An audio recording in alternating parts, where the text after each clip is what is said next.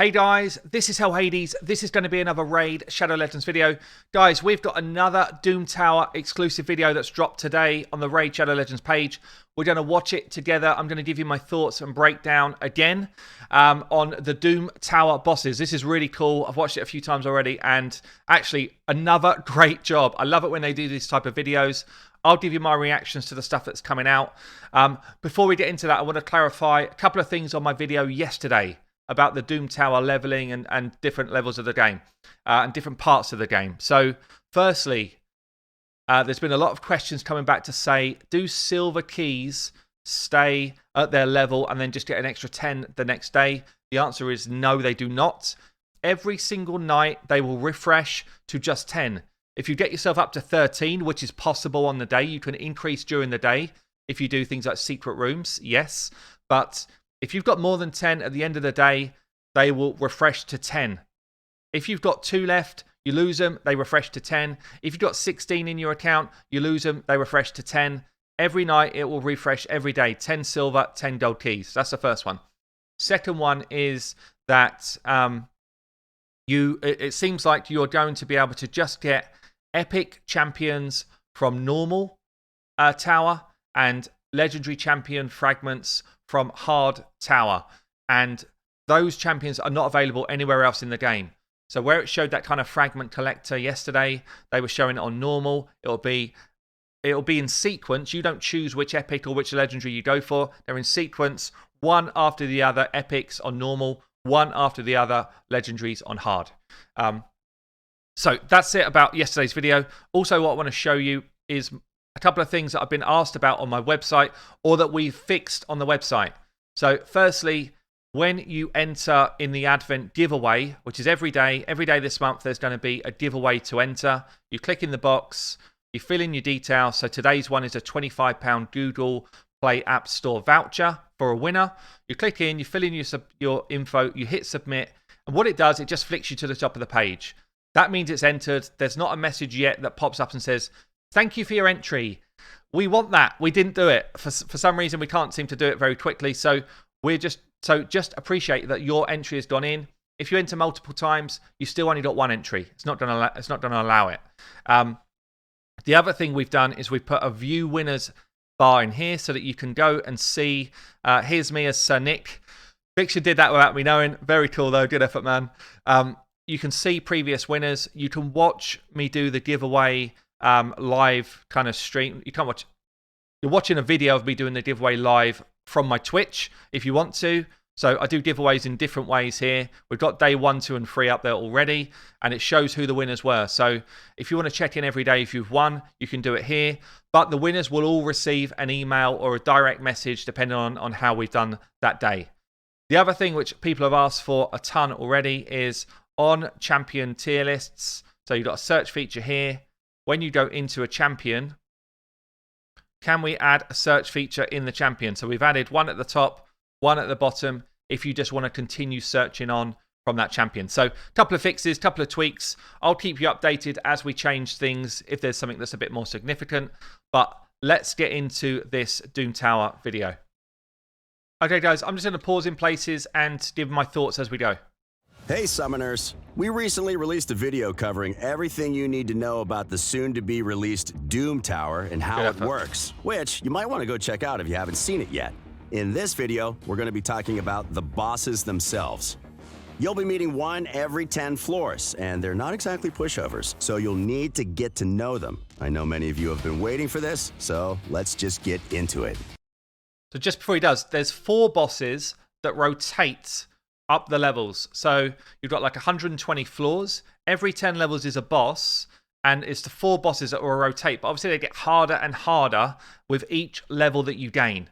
Yeah, so every time you go and face them again, 4 levels higher, 40 floors higher in effect, then their abilities are just going to hurt tons more. So the cool thing here is you get to experience them at a low level when you can beat them. And I think you tweak your teams as you progress, because I think each time you face them again, you're going to be like, damn, that hurts. First up, the Nether Spider. Her name's Agrith, but she doesn't really get around to introducing herself. Agrith. She's got irresistible, unblockable, AoE poison debuffs, Okay, I'm going to pause it because this actually, it runs through it really fast. So she's got an AoE ability, places a 5% poison on all enemies for 4 turns. And as he said there, it can't be resisted and you cannot block it. So block debuffs will not work. And you can't build your resistance up high enough to not take these poisons. So everyone is going to be poisoned, 100%. You can't do anything about that. So you are going to have to heal through the poison. And whether that means bringing in champions that do like a passive heal mechanic, or bringing in champions potentially that would shield you to get to almost like counter the amount of damage you're taking. But everyone's going to be taking these poisons. And she spawns 4 spiderlings that have pretty much permanent counterattack. Spawns 4 spiderlings and puts counterattack on each of them for 3 turns.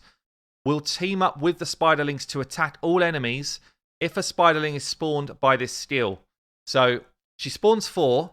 If you kill one, she will spawn another one.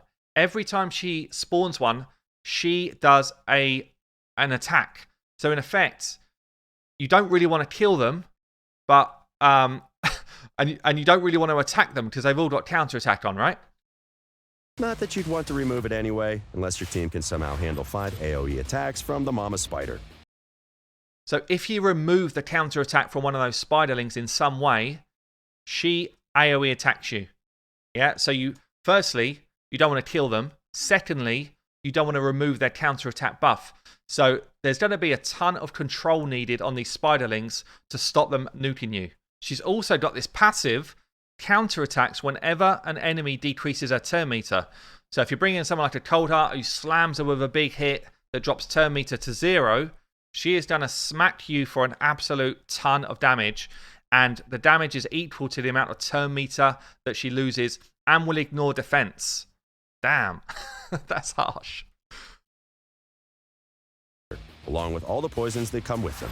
You don't have a lot of time either. Agrith inflicts damage from all poison debuffs on your team at the start of her turn. But you can just stop removing them, right? Wrong. Decreasing Agrith's turn meter is a bad idea. Here we go, look. Bam. She counterattacks whoever does it and deals damage equal to the amount of turn meter she lost.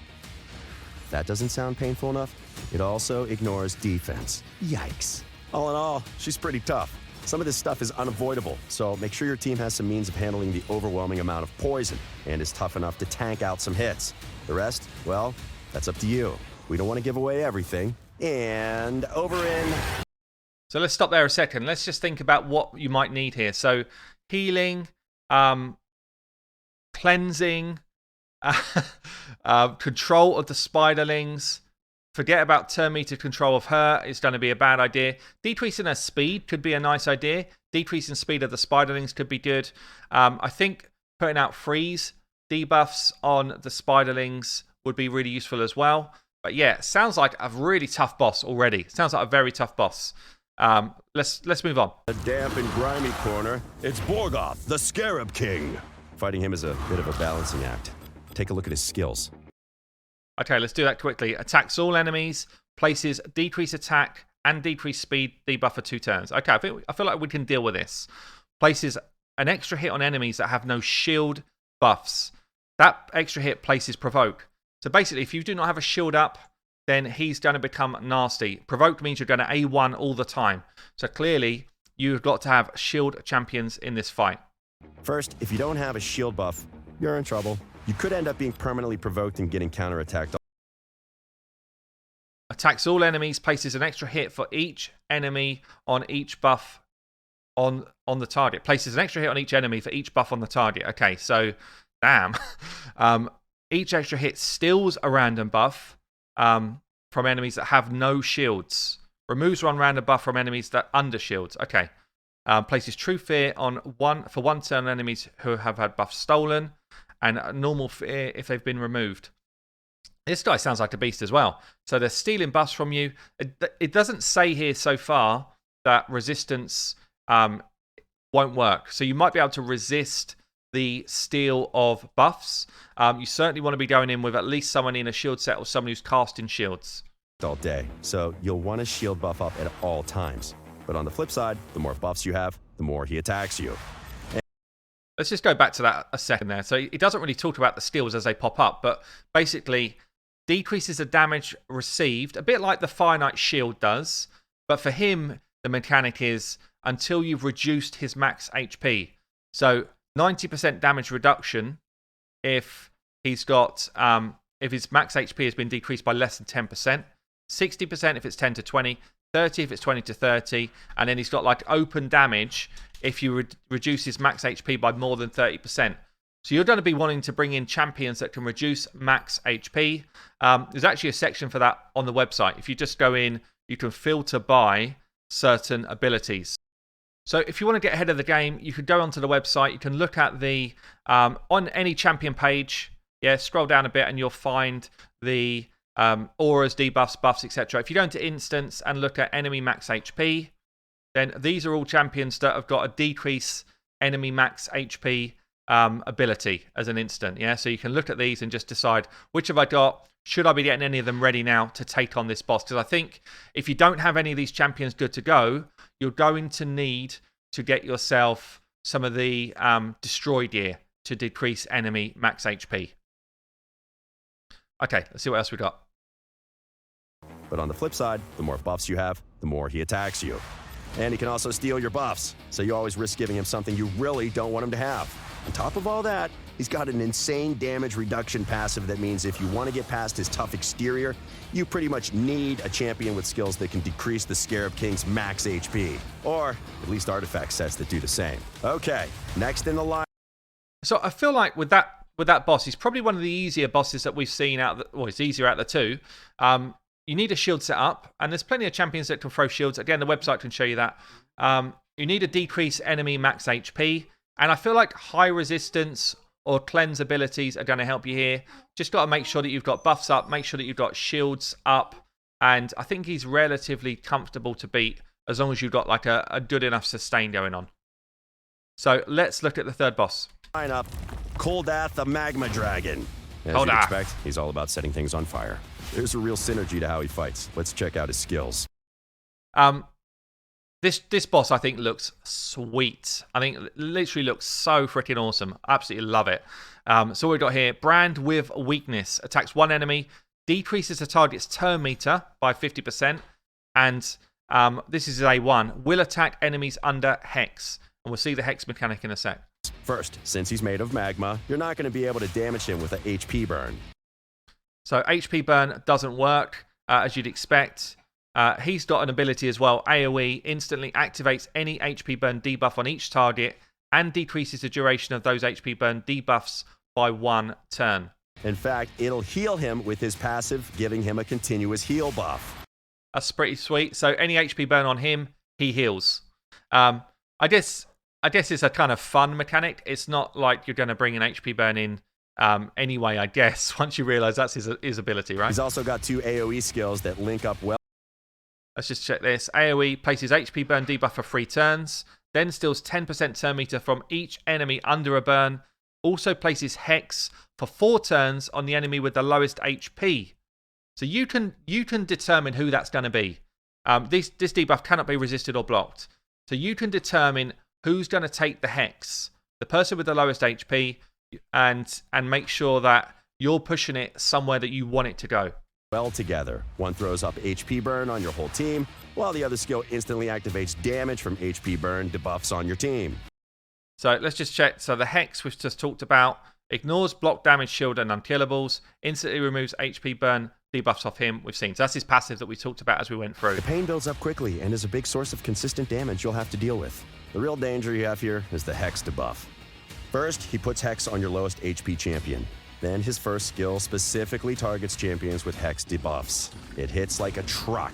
It ignores defense, and it also ignores pretty much all defensive buffs, like unkillable, block damage, or shields. So ignores defense as well, which means I wonder if this is going to end up playing out a bit like the Dwarf level 21 faction war fight, where you just need everyone with really high HP and a lot of sustain to just kind of sustain through the fight. If you're not careful, he's going to take out your whole team, one by one, starting with your squishy damage dealers. It's no secret that Revivers will be your friend against the Magma Dragon, but you're going to have to figure out the rest on your own.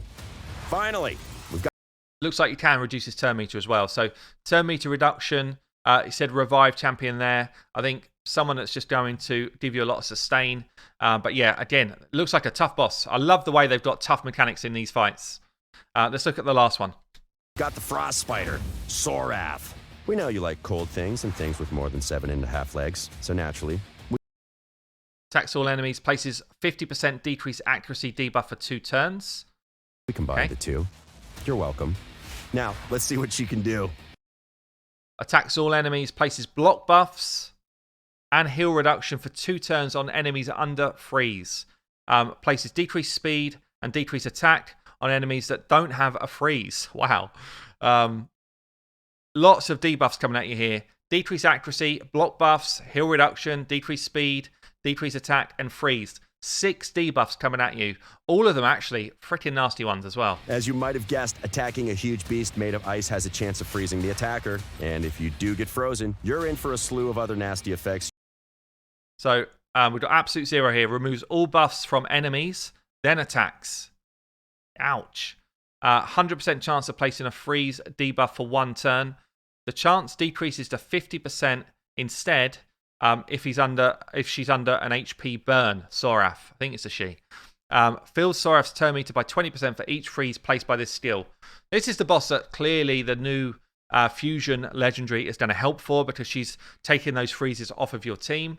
It looks like HP burn is a must. So again, if you want to check out Champions of HP burn, you can check out the site and you'll be able to list those out under debuffs. But yeah, HP burn is a must, because we'll see why in a second. But also, I wonder if high resistance is pretty cool here as well. You don't want to deal with. But in general, the Frost Spider has one glaring weakness. Saying that though, increases Sorath's defense. Oh, that's her resist, yeah. When attacked, 20% chance of placing a freeze on the attacker. Increases her defense and resist if Sorath is not under HP burn. Fire. Get an HP burn up on the spider, and it halves her chances of freezing someone. Revives her with half health and a full turn meter, and all skill cooldowns reset if she's killed while not under HP burn. Right. She can have 2 spiderlings whenever. And you'll want to keep the heat up too. Not only does she get tougher when she's not under a HP burn debuff, but she'll also revive herself if you kill her when she doesn't have one. She also has 2 minions that fight for her. They're not a huge threat on their own, but they do provide some serious support for Sorath herself. You'll want to get them out of the picture fast, especially if you don't have anyone that can cast a leech debuff. And that's all of them. This was just a quick overview. There's still a lot left for you to discover when the update hits in just a few days. We hope you like this video, but most of all, we hope you'll enjoy the Doom Tower when you get to play it for yourselves. As always, hit like and subscribe to keep track of our newest videos. And one more time, we'd like to wish you happy holidays from everyone here on the Raid team. So I've got to say, awesome video. I'll link to it below so you can watch it without me kind of stop starting and get the kind of feel for him. What this video for me was more about mechanics of bosses. Are we ready? What sort of things can you do to try and negate them? There's going to be a section on the website purely for Doom Tower. We're going to build it ready for Monday so that you can kind of come in, understand some of the initial thinking, and we'll try and get you some concrete teams on there as soon as possible. No doubt I'll be pushing out videos from Monday as well around the teams I'm building and the type of stuff that I'm doing. But I'm super psyched for Doom Tower. I'm really looking forward to it. Great job again, Raid, for another cool video showing us some of this stuff in action. And again, like, the bosses look sweet. I've been Hell Hades. I'll catch you soon.